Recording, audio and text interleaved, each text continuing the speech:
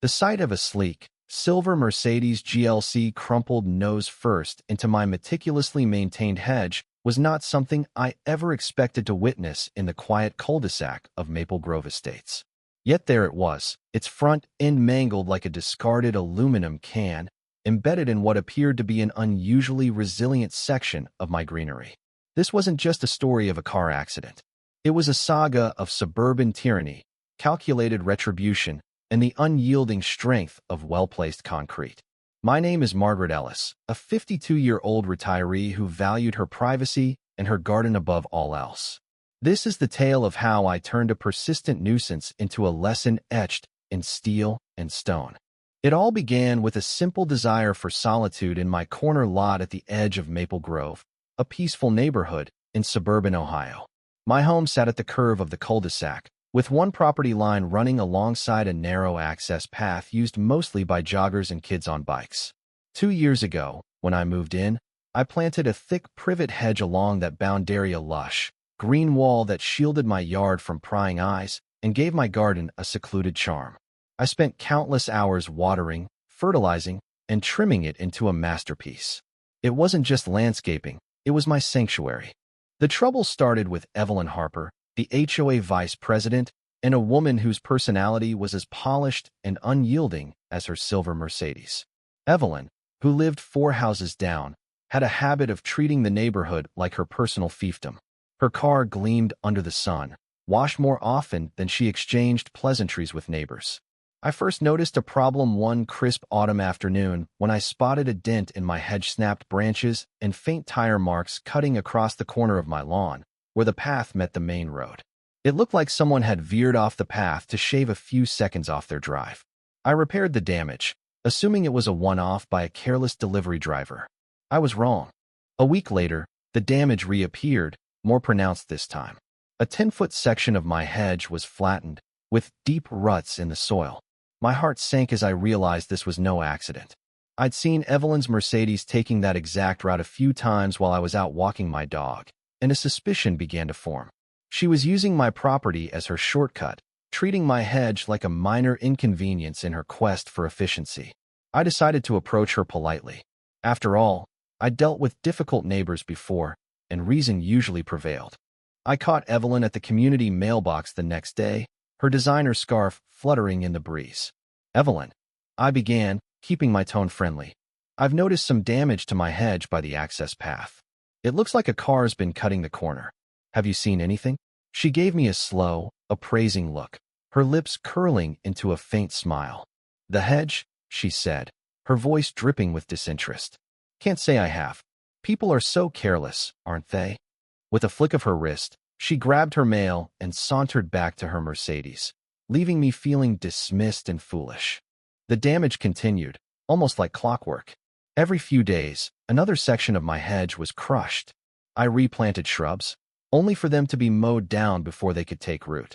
The audacity was infuriating, but it was the contempt that stung most. My efforts, my property, were beneath her notice. I tried again, this time more directly. One morning, I stepped onto my lawn as Evelyn's Mercedes approached the corner.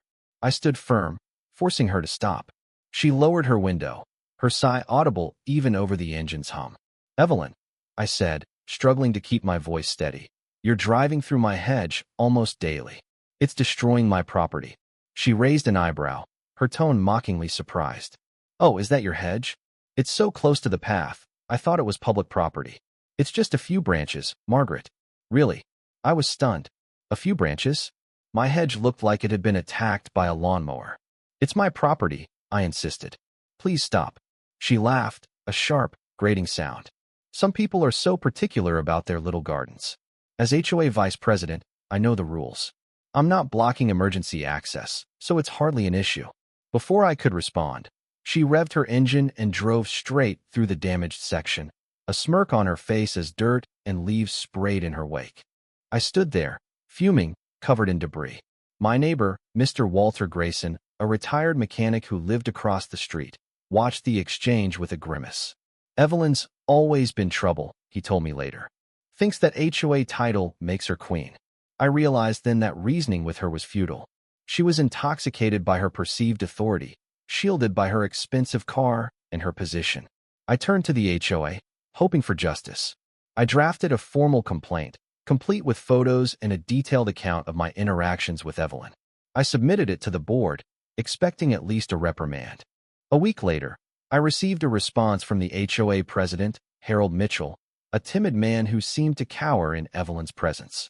The letter was a masterpiece of evasion. The board has reviewed your concerns regarding landscaping near the access path. Ms. Harper has assured us that any passage near your property is done with care. We encourage neighbors to resolve such disputes amicably and remind residents to respect property lines. It was infuriating. They were siding with Evelyn, dismissing my complaint as a petty squabble.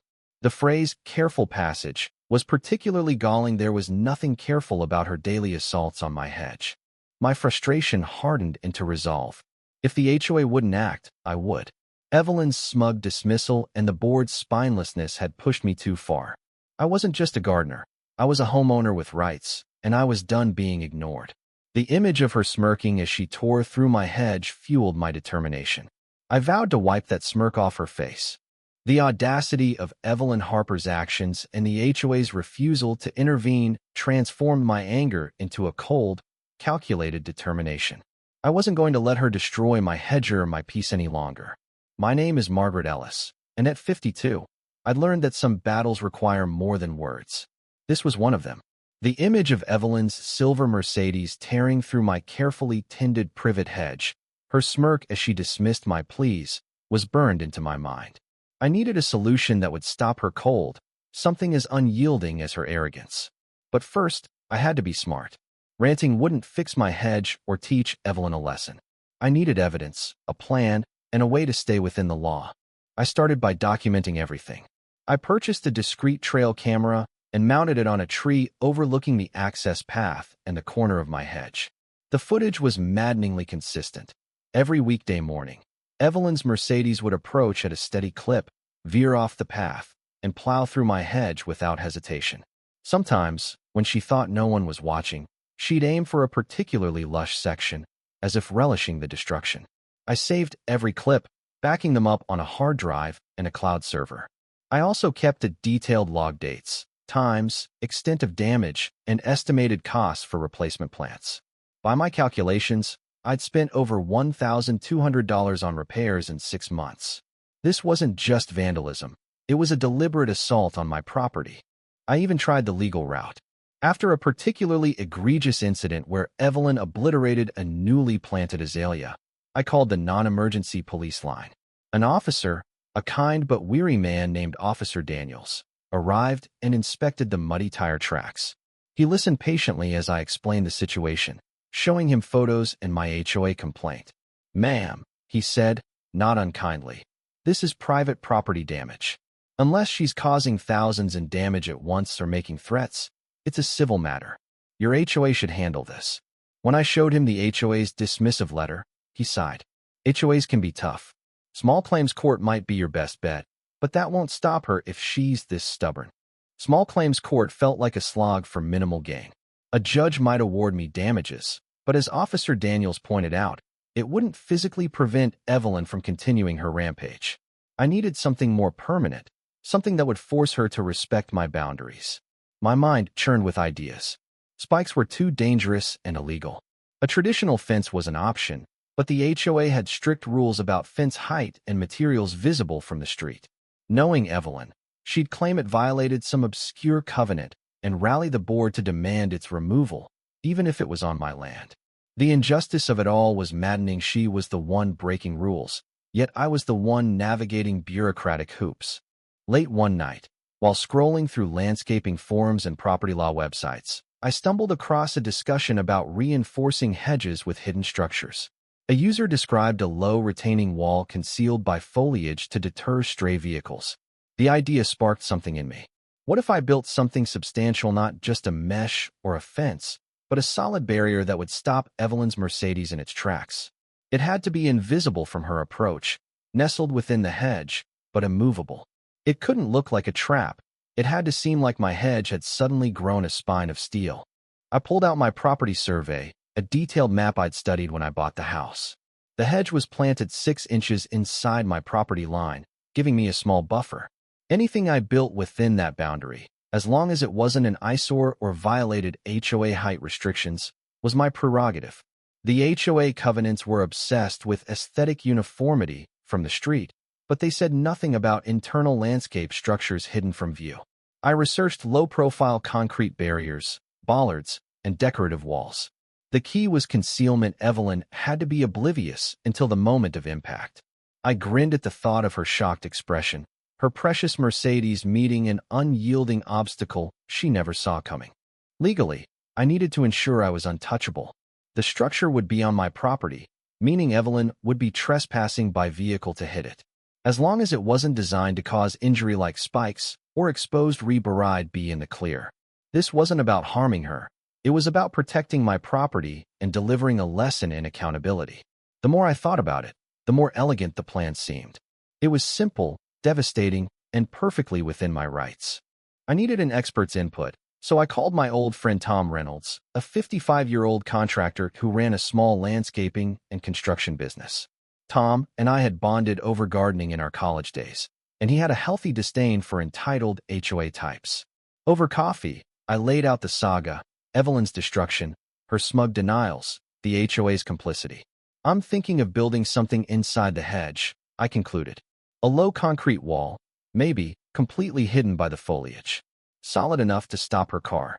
Tom leaned back, a slow grin spreading across his face. That's brilliant, Margaret. A stealth retaining wall to protect your hedge and your sanity. If it's on your property and not visible, the HOA can't touch you. When she hits it, it's her fault for driving off the path. We discussed logistics. The damaged section of the hedge was about 12 feet long, the exact spot Evelyn targeted. Tom suggested using concrete blocks, 2 courses high, filled with rebar and concrete for extra strength. At 18 to 24 inches tall, it would be hidden by the hedge's dense lower branches, but high enough to catch a Mercedes bumper.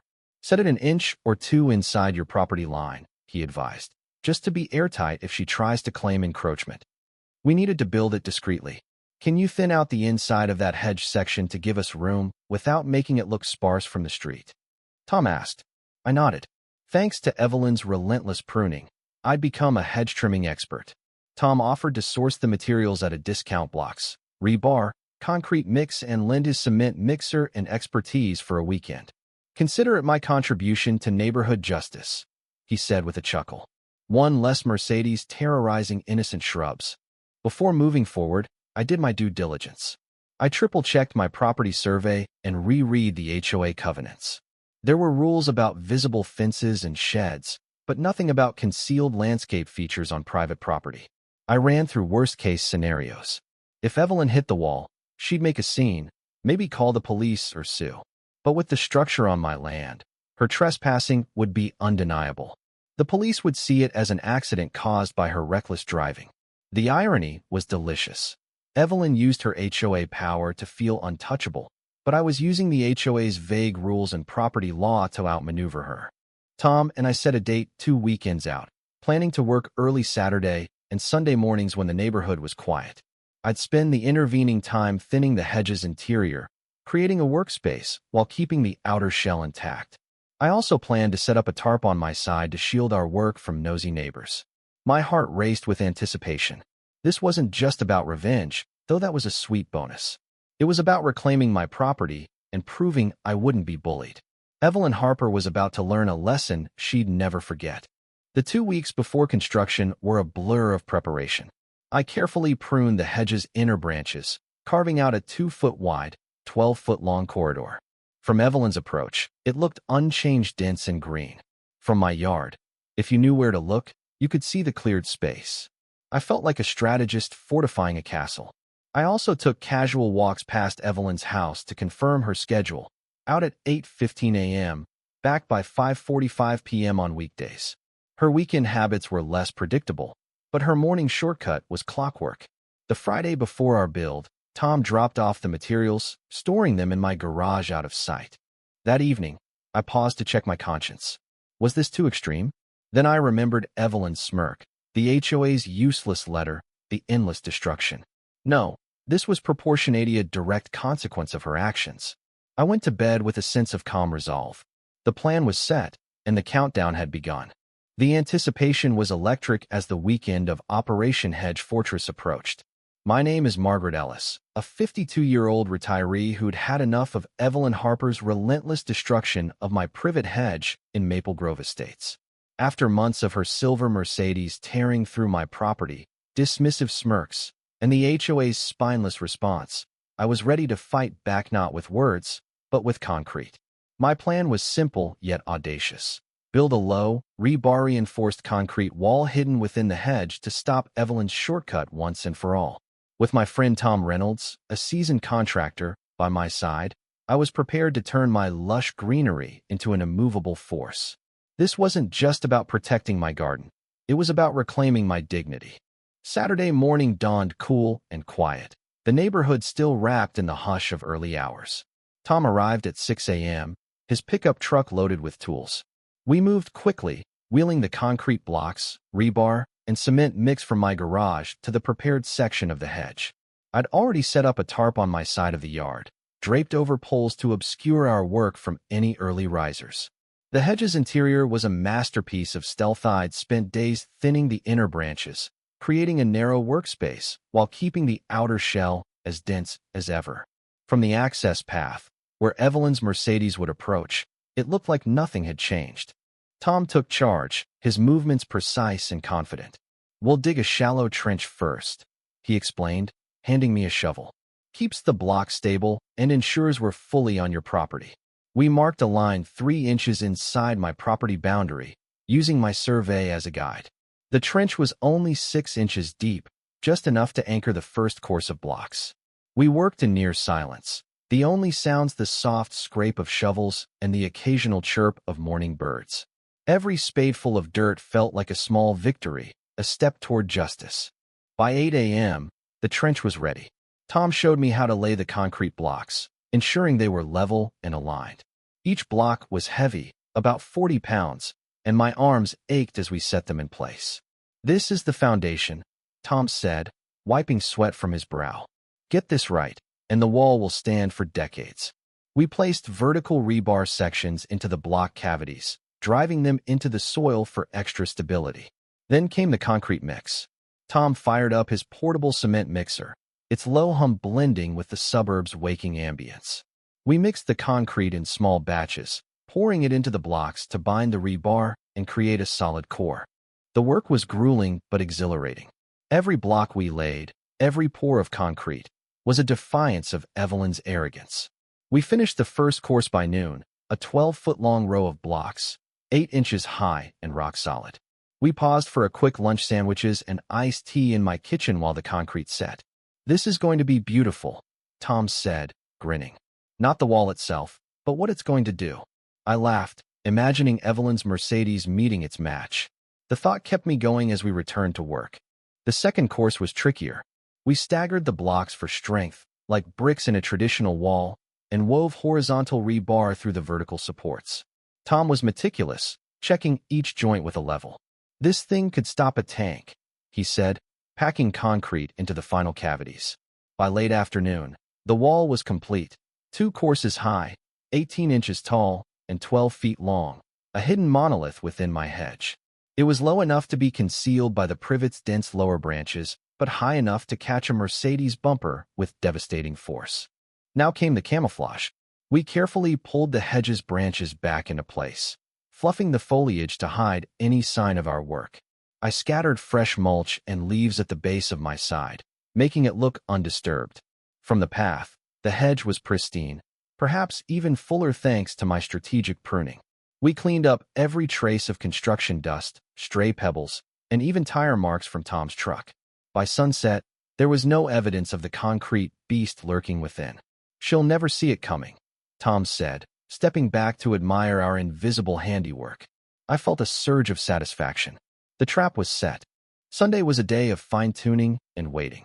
I mowed the lawn and tended my garden, all while stealing glances at the reinforced hedge. It looked so ordinary, so innocent.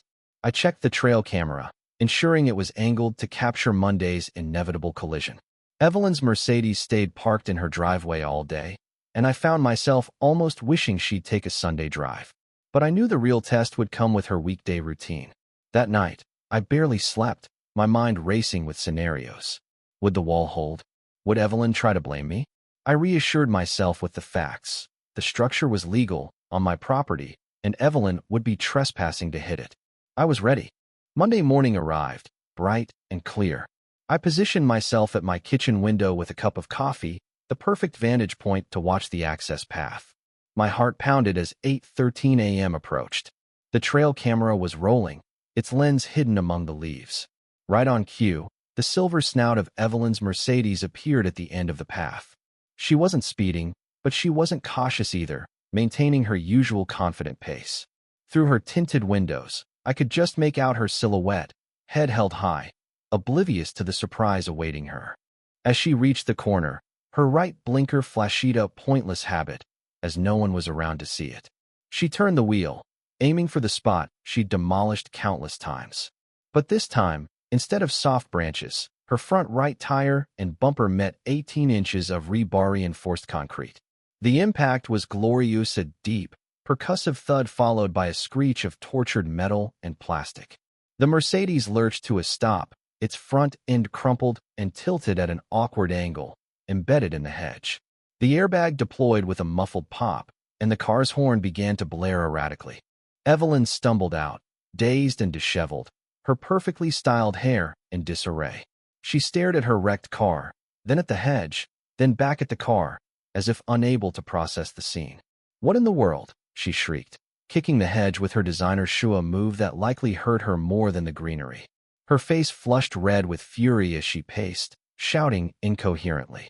Neighbors began to emerge, drawn by the noise. Walter Grayson, the retired mechanic across the street, caught my eye with a knowing nod, his lips twitching with suppressed amusement. I picked up my phone and dialed the non-emergency police line, then the HOA management company for good measure. "There's been an accident on the access path by my property," I reported calmly. "A Mercedes GLC hit my hedge. The driver seems fine, but the vehicle's damaged and blocking the path." I chose my words carefully. "Hit my head," was technically accurate, and avoided tipping my hand. Within minutes, Officer Daniels arrived, his patrol car pulling up quietly. He surveyed the scene. The mangled Mercedes, the surprisingly intact hedge, Evelyn's hysterics, and the growing crowd of onlookers. Evelyn launched into a tirade, pointing at my house. "That woman set a trap," she screamed. "She sabotaged my car. I could have been killed. I'm suing her, the HOA, everyone." Officer Daniels listened patiently, then approached the hedge. He pushed aside the outer branches, seeing nothing but dense privet. "Ma'am," he said to Evelyn, "it looks like you veered off the path and hit a thick section of shrubbery on private property." Evelyn was apoplectic. "There's something in there." "She put it there," she insisted. The chaos unfolding on the access path in Maple Grove Estates was a spectacle I'd been building toward for months. My name is Margaret Ellis, a 52-year-old retiree who'd turned my privet hedge into a fortress of concrete to stop Evelyn Harper's relentless destruction. Her silver Mercedes GLC, now a crumpled wreck embedded in my hedge, was the culmination of her arrogance and my calculated response. As Evelyn shrieked accusations, neighbors gathered, and Officer Daniels stood calmly assessing the scene. I felt a strange mix of triumph and nerves. The wall had done its job, but the battle wasn't over. Evelyn's fury was palpable, and I knew she'd try to turn this against me. I was ready to stand my ground. Officer Daniels, the same officer who'd responded to my earlier complaint about the hedge damage, invited me to show him the hedge from my side. I led him to my yard, where the concrete wall was less camouflaged. He peered through the foliage, spotting the top of the 18-inch structure. "Looks like a retaining wall or landscape feature," he said, glancing at my property line marker, which I'd cleared that morning for exactly this moment. "It's well within your property line, Ms. Ellis. Homeowners can install features like this on their land." He turned to Evelyn, who was still pacing and shouting. "Ma'am, the damage to your vehicle appears to be from leaving the path and hitting a fixed object on private property." Evelyn's face contorted with rage, her voice rising to a pitch that made neighbors wince. "This is an ambush. She knew I drove there. It's a booby trap." Officer Daniels remained unfazed. "If you were driving on her property, That's trespassing. The structure's legal and concealed by her hedge. It's not a public roadway. The air seemed to leave Evelyn like a deflating balloon. Her shoulders slumped, but her eyes burned with defiance. Just then, Harold Mitchell, the HOA president, arrived, looking flustered and out of his depth. Evelyn pounced on him. "Harold, do something. She destroyed my car. The HOA has to act." Harold wrung his hands, his voice trembling. "Evelyn, if it's on her property, the bylaws, well, we can't," he trailed off, glancing nervously at me. This was my moment.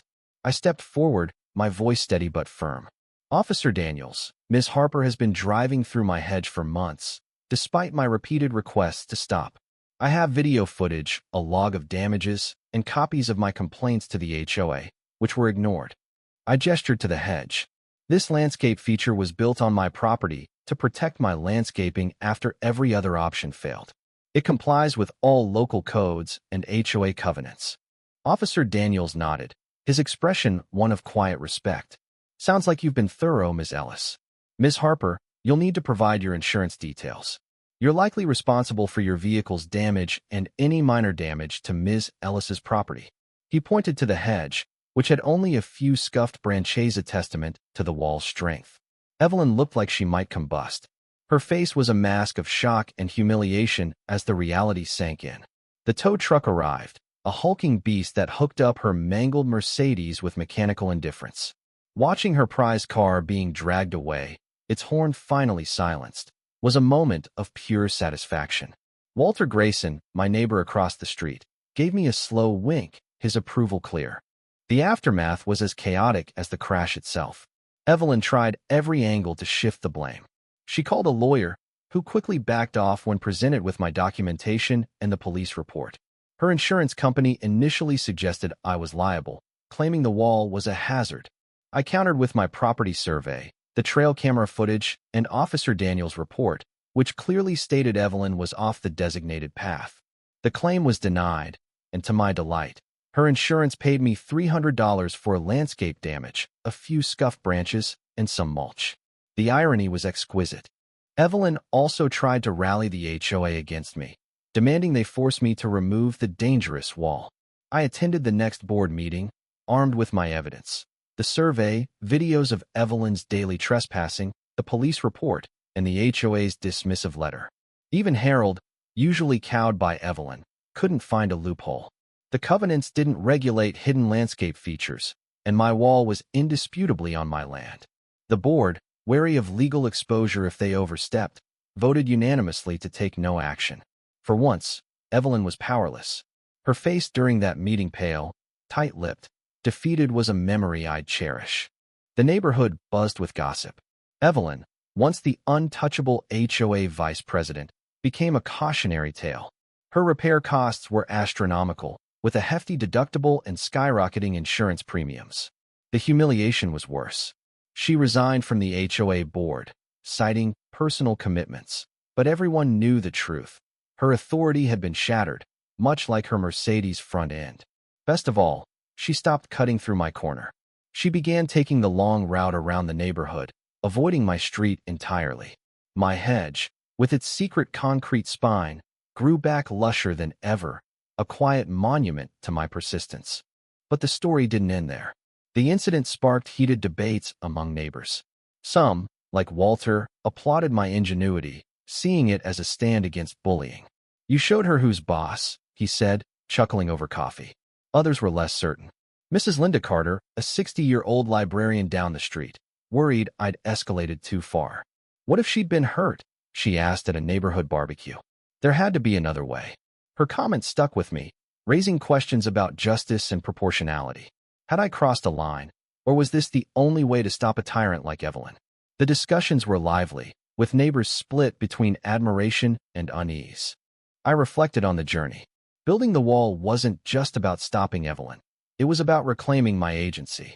The HOA's inaction, Evelyn's entitlement, and the constant violation of my property had pushed me to a breaking point. The wall was my line in the Sonda, physical manifestation of my refusal to be a victim. Yet Linda's words lingered. Violence, even in the form of a car crash, wasn't something to celebrate lightly. I hadn't intended harm, only protection, but the outcome was undeniably destructive. It was a gray area, one that left me pondering the balance between justice and vengeance. As weeks turned to months, Maple Grove Estates settled back into its quiet rhythm. My garden flourished, the hedge a vibrant barrier that no one dared challenge. I'd won, but at what cost?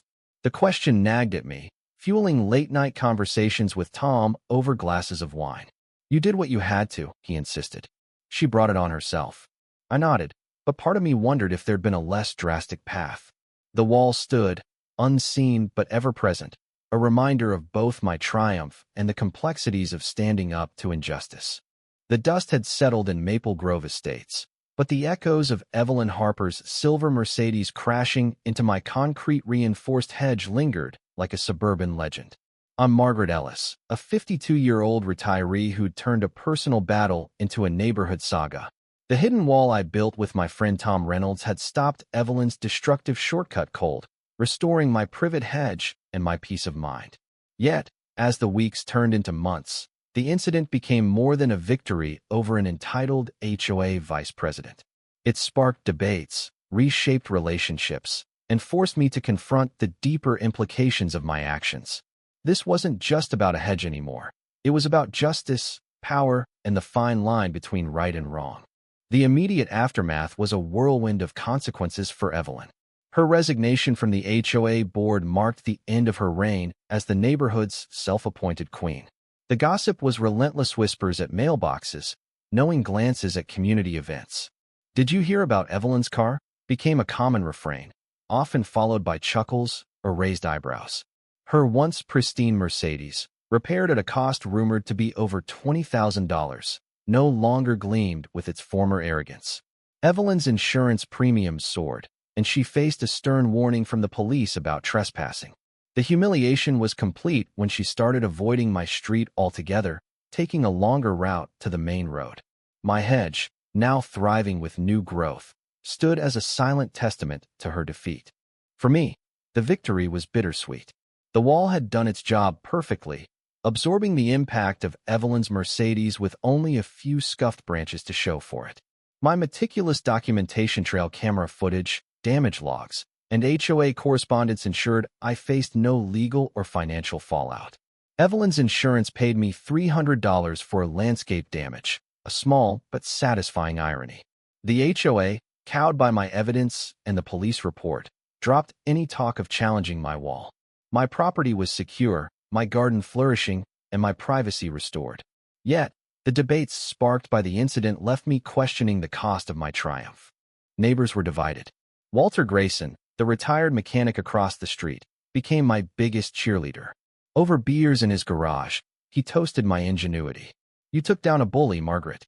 That's something to be proud of." His support was echoed by others, like the young couple next door, who saw my stand as a blow against HOA overreach. "Evelyn thought she owned this place," they said. "You showed her she doesn't." Their admiration felt validating, a reminder that I'd fought for more than just my hedge. I'd challenged a system that enabled her behavior. But not everyone agreed. Linda Carter, the librarian down the street, remained troubled. At a neighborhood potluck, she pulled me aside. "I get why you did it, Margaret.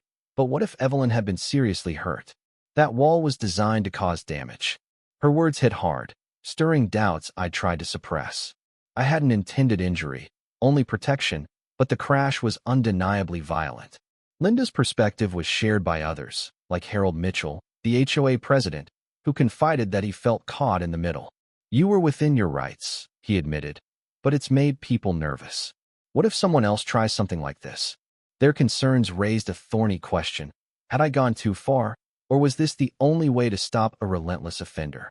The debates extended beyond Maple Grove. A local newspaper picked up the story, framing it as homeowners' creative solution to HOA dispute. The article, shared widely on social media, turned my hedge into a minor sensation. Comments ranged from praise, "Brilliant. Wish I'd done this to my neighbor," to condemnation, "This is reckless. She could have killed someone." The online firestorm fascinated me. People projected their own experiences onto my story tales of entitled neighbors, unresponsive HOAs, or property disputes gone wrong. It became clear that my battle with Evelyn tapped into a universal frustration. The struggle to protect what's yours when the system fails you. I leaned on Tom Reynolds for perspective. Over dinner at my house, we dissected the fallout. You didn't set out to hurt her, he said, slicing into a steak. You built a wall to protect your property. She chose to drive into it. His logic was sound, but Linda's question about harm lingered. I hadn't anticipated the crash's visceral impact, the screech of metal, the airbags pop, Evelyn's dazed stumble. It was a controlled act of defiance, but it carried an edge of violence I couldn't ignore. Maybe there was another way, I mused. Tom shook his head. You tried everything, talking, the HOA, the police. She left you no choice. Reflecting on the journey, I realized the wall was more than a physical barrier. It was a symbol of my refusal to be bullied, a line drawn against Evelyn's entitlement and the HOA's complicity. The months of damage, her smug dismissals, and the board's inaction had eroded my patience. The wall was my last resort, born of necessity rather than malice. Yet, the debates it sparked forced me to confront the gray area between justice and vengeance. Was I a hero for standing up to a tyrant, or a vigilante who'd taken the law into her own hands? The truth, I concluded, lay somewhere in between. Life in Maple Grove returned to its quiet rhythm. My garden became my sanctuary again, the hedge thicker and greener than ever. I added new plants, azaleas, hydrangeas, and a rose trellis, each a small act of renewal. The wall remained hidden, its concrete spine a secret known only to me, Tom, and a few trusted neighbors. It was a reminder of my strength, but also a cautionary tale. I'd won, but the victory came with a weight I hadn't anticipated. The crash had been satisfying, but it also exposed the raw edge of human conflict, how far we'll go when pushed to the brink. The incident changed the neighborhood in subtle ways. The HOA, stung by the publicity, revised its complaint process to be more transparent. Harold stepped down as president, replaced by a more assertive leader who promised to address disputes fairly.